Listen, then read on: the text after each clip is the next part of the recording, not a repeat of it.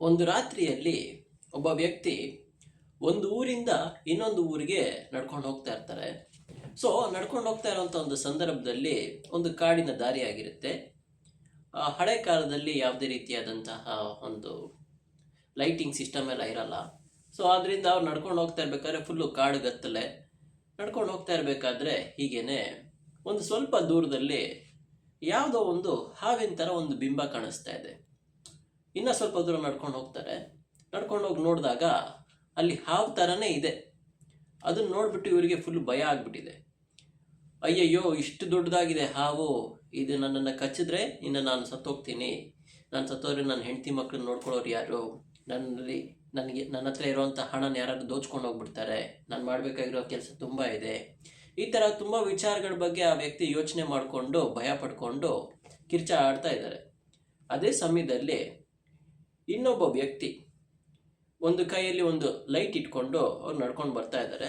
ನಡ್ಕೊಂಡು ಬರ್ತಾ ಇರೋವಂಥ ಸಂದರ್ಭದಲ್ಲಿ ಅವ್ರ ಹತ್ರ ಬಂದಾಗ ಆ ವ್ಯಕ್ತಿ ಹೇಳ್ತಾನೆ, ಸ್ವಾಮಿ ಅಲ್ಲಿ ಹೋಗಬೇಡಿ, ಅಲ್ಲಿ ಹಾವಿದೆ, ಅದು ನಿಮ್ಮನ್ನು ಕಚ್ಬಿಡುತ್ತೆ ಅಂತ ಆ ವ್ಯಕ್ತಿ ಹೇಳ್ತಾರೆ.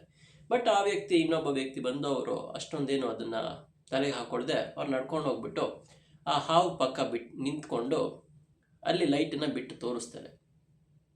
ಆ ಲೈಟ್ ಬಿಟ್ಟಾಗ ಈ ಹೆದರ್ಕೊಂಡಿದ್ದಂಥ ವ್ಯಕ್ತಿಗೆ ಗೊತ್ತಾಗುತ್ತೆ ಅದು ಹಾವಲ್ಲ, ಅದೊಂದು ಹಗ್ಗ, ಯಾವುದೋ ಒಂದು ತುಂಡಾಗಿ ಕಟ್ಟಾಗಿರುವಂಥ ಒಂದು ಹಗ್ಗದ ಪೀಸ್ ಬಿದ್ದಿದೆ ಅಂತ ಗೊತ್ತಾಗುತ್ತೆ.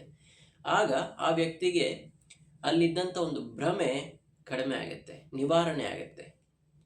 ಸೊ ಇಲ್ಲಿ ಈ ಒಂದು ಇನ್ಸಿಡೆಂಟನ್ನು ನಿಮ್ಮ ಹತ್ರ ಹೇಳೋದಕ್ಕೆ ಬಂದಿರೋಂಥ ಒಂದು ವಿಚಾರ ಏನು ಅಂತ ಕೇಳಿದ್ರೆ, ನಮ್ಮ ಒಂದು ಜೀವನದಲ್ಲಿ ನಾವು ಒಂದು ಫ್ಯೂಚರ್ ಫೋರ್ಕಾಸ್ಟನ್ನು ನಾವು ಇನ್ಬಿಲ್ಟ್ ಆಗಿ ಮಾಡ್ತಾನೇ ಇದ್ದೀವಿ.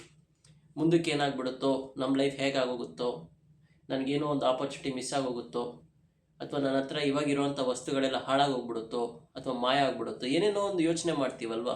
ಅದು ನಮ್ಗೆ ಗೊತ್ತಿಲ್ಲ ಏನಾಗುತ್ತೆ ಅಂತ, ಎಕ್ಸಾಕ್ಟಾಗಿ ನಮಗೆ ಗೊತ್ತಿಲ್ಲ. ಬಟ್ ನಮಗೆ ಫ್ಯೂಚರ್ ಬಗ್ಗೆ ತುಂಬ ಯೋಚನೆ ಇದೆ, ತುಂಬ ಒಂದು ಕಾಳಜಿ ಇದೆ. ನಾವು ಇವಾಗ ಮಾಡೋವಂಥ ಎಲ್ಲ ವಿಚಾರಗಳನ್ನು ಒಂದು ಫ್ಯೂಚರ್ ಓರಿಯೆಂಟೆಡ್ ಆಗೇ ಇದೆ ಅಲ್ವಾ.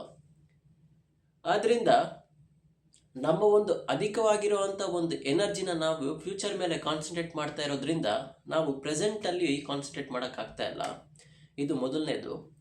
ಎರಡನೇದು ಬಂದು ಫ್ಯೂಚರಲ್ಲಿ ಏನು ನಡೆಯುತ್ತೆ ಅಂತ ನಮಗೆ ಎಕ್ಸಾಕ್ಟಾಗಿ ಗೊತ್ತಾಗಲ್ಲ, ಅದು ಒಂದು ಭ್ರಮಾದಾಯಕವಾಗಿದೆ. ಆದರೆ ಈ ಒಂದು ಲೈಟ್ ಅನ್ನೋವಂಥ ಒಂದು ಕಾನ್ಸೆಪ್ಟ್ ಇದೆಯಲ್ಲ, ಅದು ನಮಗೆ ಹೇಗೆ ಹೆಲ್ಪ್ ಮಾಡುತ್ತೆ ಅಂದರೆ, ನಮ್ಮ ಮೇಲೆ ಇರುವಂಥ ಒಂದು ನಂಬಿಕೆ, ಅದಾದ ಮೇಲೆ ನಮ್ಮ ಒಂದು ಜೀವನದ ಒಂದು ಪರ್ಪಸ್, ನಾವು ಮಾಡ್ತಾ ಇರೋವಂಥ ಒಂದು ಕೆಲಸದ ಪರ್ಪಸ್ ನಮಗೆ ಗೊತ್ತಾದರೆ, ನಾವು ಮಾಡ್ತಾ ಇರೋವಂಥ ಹೋಗ್ತಾ ಇರೋವಂಥ ಒಂದು ದಾರಿ ನಮಗೆ ಕರೆಕ್ಟಾಗಿ ಗೊತ್ತಾಗುತ್ತೆ. ನಾವು ಯಾಕೆ ಈ ದಾರಿನಲ್ಲಿ ನಡ್ಕೊಂಡು ಹೋಗ್ತಾ ಇದ್ದೀವಿ ಅಂತ. ಅದರ ಹೆಸರೇ ಜ್ಞಾನ ಅಂತ. ಯಾವ ವ್ಯಕ್ತಿಗೆ ಒಂದು ಜ್ಞಾನ, ಅದಾದ ಮೇಲೆ ತನ್ನ ಮೇಲೆ ತನಗೆ ನಂಬಿಕೆ ಇರುತ್ತೋ ಆ ವ್ಯಕ್ತಿ ಜೀವನದಲ್ಲಿ ಎಂದಿಗೂ ಸೋಲಲ್ಲ.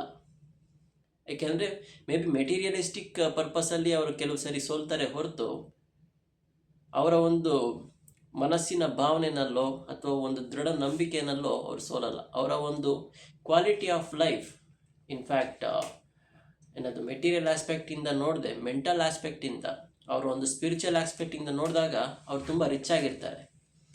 ಓಕೆ, ಟಾಪಿಕ್ ಸ್ವಲ್ಪ ಡೈವರ್ಟ್ ಆಯಿತು. ಸೊ ಈ ಒಂದು ಕತೆ ಬಂದು ರಜ್ಜು ಸರ್ಪ ದೋಷ ಅಂತ ಹೇಳ್ತಾರೆ. ಇದು ವೇದಾಂತದಲ್ಲಿ ಪಂಚದಶಿ, ಅದಾದ ಮೇಲೆ ಯೋಗ ವಾಸಿಷ್ಠ ಅನ್ನುವಂಥ ಗ್ರಂಥಗಳಲ್ಲಿ ಈ ಕತೆ ಕಾಣಲ್ಪಡುತ್ತೆ. ಮುಖ್ಯವಾಗಿ ಈ ಜನಕ ಚಕ್ರವರ್ತಿ ಅದಾದ ಮೇಲೆ ವಸಿಷ್ಠ ಮಹರ್ಷಿಗಳ ನಡುವೆ ಆಗುವಂಥ ಸಂವಾದದಲ್ಲಿನೂ ಈ ಕತೆ ಬರುತ್ತೆ ಅಂತ ನಾನು ಕೇಳಲ್ಪಟ್ಟಿದ್ದೀನಿ. ಸೊ ನೀವು ಅನೇಕ ರೀತಿಯಾದಂಥ ವಿಚಾರಗಳನ್ನ ನೀವು ತಿಳ್ಕೊಳ್ಬೇಕು ಅಂದರೆ ಈ ಯೋಗ ವಾಸಿಷ್ಠ ಆಗಿರ್ಬೋದು, ಅದಾದ ಮೇಲೆ ಪಂಚದಶಿ ಆಗಿರ್ಬೋದು, ಇದಕ್ಕಿಂತ ಬ್ರಹ್ಮಸೂತ್ರಸ್ ಆಗಿರ್ಬೋದು, ಅನೇಕ ಇದು ಬರುತ್ತೆ. ಬಟ್ ಅಷ್ಟು ಈಸಿಯಾಗಿ ಅದು ಅಂಡರ್ಸ್ಟ್ಯಾಂಡ್ ಆಗಲ್ಲ, ಅದು ಸ್ವಲ್ಪ ಕಷ್ಟ ಇದೆ. ಆದ್ದರಿಂದ ನಾನು ಆದಷ್ಟು ನಿಮಗೆ ಕೆಲವು ಚಿಕ್ಕ ಚಿಕ್ಕ ವಿಚಾರಗಳ ಮೂಲಕ ನಿಮಗೆ ಕೆಲವು ಮುಖ್ಯವಾಗಿರುವಂಥ ಸಂದೇಶಗಳನ್ನ ತಿಳಿಸ್ಕೊಡುವಂಥ ಪ್ರಯತ್ನ ಪಡ್ತೀನಿ.